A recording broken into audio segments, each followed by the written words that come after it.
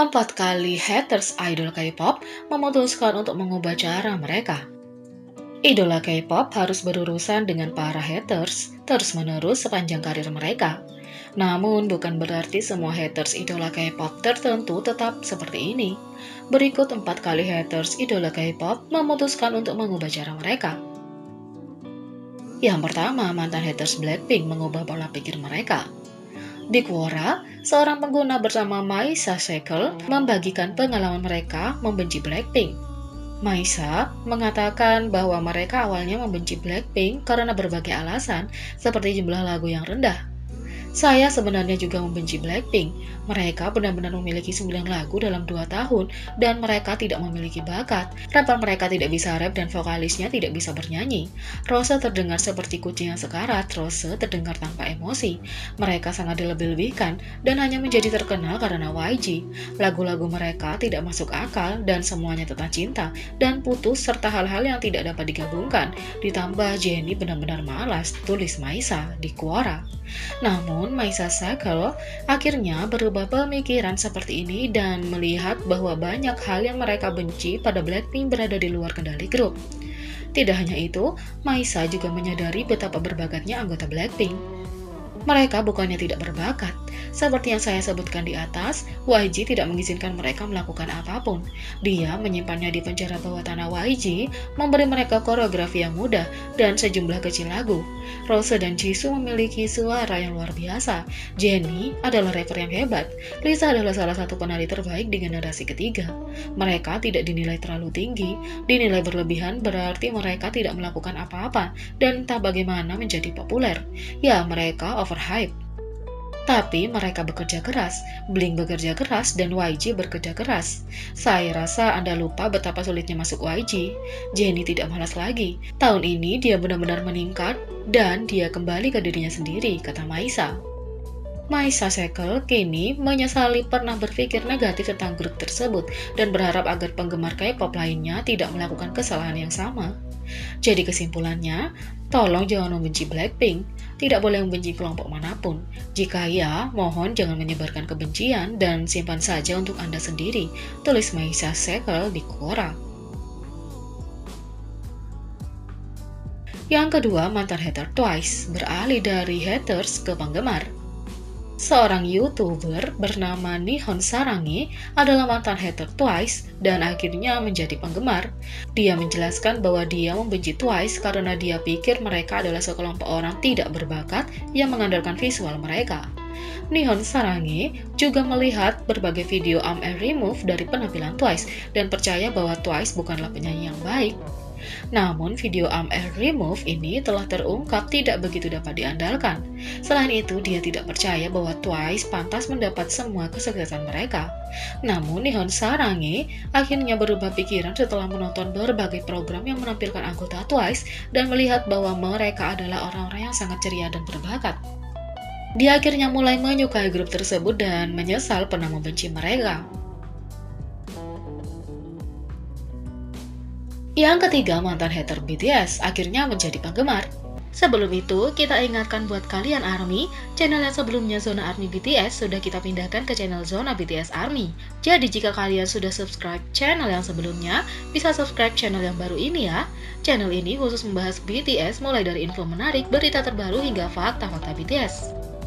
Di Quora, seorang pengguna anonim yang akan disebutkan sebagai X berbagi pengalaman pembenci mereka, serta apa yang membuat mereka akhirnya menjadi penggemar. Awalnya, X diperkenalkan ke BTS melalui seorang teman bernama Kelly. Sebagai seorang yang dulu membenci BTS, saya berbicara berdasarkan pengalaman pribadi. Lihat, aku punya teman ini. Sebut saja dia Kelly. Kelly adalah orang yang keren, luar biasa, lucu, dan sangat mengagumkan. Dia juga menyukai BTS. Apakah dia alasan saya membenci BTS? Tidak sama sekali. Dia bercerita tentang mereka bertarung sebenarnya. Tapi saya tidak keberatan. Saya mengerti bahwa dia tidak punya siapa-siapa untuk diajak bicara tentang BTS. Jadi saya mendengarkan seperti orang yang luar biasa. Apakah saya setidaknya sedikit tertarik? Ya, kata X. Karena hal-hal seperti sekolah, X tidak dapat melihat BTS lagi. Juga X mulai tidak menyukai BTS dan ARMY setelah terus-menerus melihat komentar tentang BTS di video yang tidak terkait. Namun, sekolah itu buruk, jadi saya tidak bisa benar-benar memeriksanya. Ditambah saya lupa banyak. Saya biasa menonton video lain. Kapanpun sesuatu yang sedikit mirip dengan BTS disebutkan, mereka akan muncul seperti wabah. Siapa? Kamu bertanya? ARMY. Saya sedikit kesal dengan komentar seperti, OMG, saat XXX menyatakan itu, saya teringat BTS. Ada ARMY di sini? Beraninya dia memiliki pendapat tentang opa saya, dan seterusnya. Kata opa digunakan oleh orang-orang yang bukan orang Korea. Salah diucapkan, saya meringis, jadi saya benci fandom, kata X. X bahkan membuat alasan mengapa mereka membenci BTS. Tentu pendapat saya tentang Kelly tidak berubah, dia masih teman baik, jadi saya membuat alasan mengapa saya membenci mereka. Musik mereka tidak bagus, saya belum pernah mendengarnya. Mereka tidak terlihat bagus, saya tidak tahu seperti apa penampilan mereka. Fandom mereka payah, tidak semua, hanya yang saya lihat saja. Mereka overhype. Saya bahkan tidak tahu seberapa besar popularitas mereka, kata X. Namun, X tahu di lubuk hati bahwa semua kebencian terhadap BTS ini adalah kebohongan. X kemudian ditampilkan salah satu video musik BTS melalui seorang teman bernama Natalie, dan inilah yang menyebabkan X kembali tertarik dengan grup tersebut.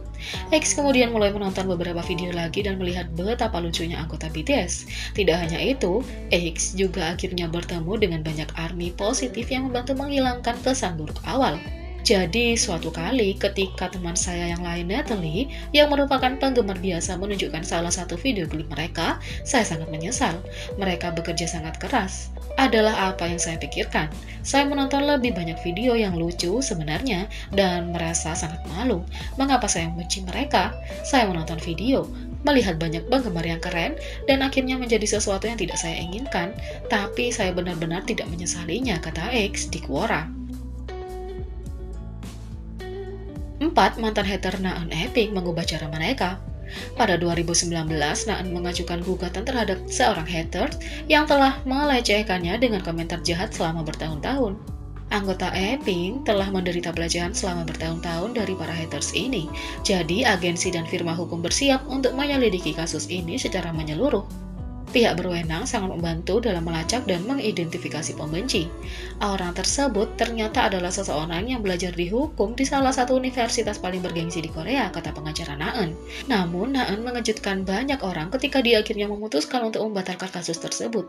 Keputusan ini diambil setelah mendengar bahwa pembenci menderita gangguan mental dan dirawat di rumah sakit untuk mendapatkan perawatan. Keluarga pembenci juga dengan tulus meminta maaf kepada Naeun. Pembenci tampaknya telah mengembangkan gangguan psikologis saat mempersiapkan tahun untuk ujian pengacara.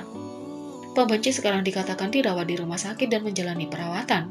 Keluarga dengan tulus meminta maaf kepada Son Naeun dan agensinya. Setelah mendengar tentang keluarga saat ini dan permintaan maaf yang tulus, Son Naeun dengan murah hati memutuskan untuk memaafkan pembenci dan membatalkan kasusnya, kata pengacara Naeun. Jadi bagaimana menurut kalian tentang haters-haters ini? Beri komentar di bawah. Klik subscribe, like, share, dan klik lonceng. Mari kita sama-sama jadikan channel ini berguna bagi K-popers Indonesia. Sekian video kali ini, sampai jumpa lagi.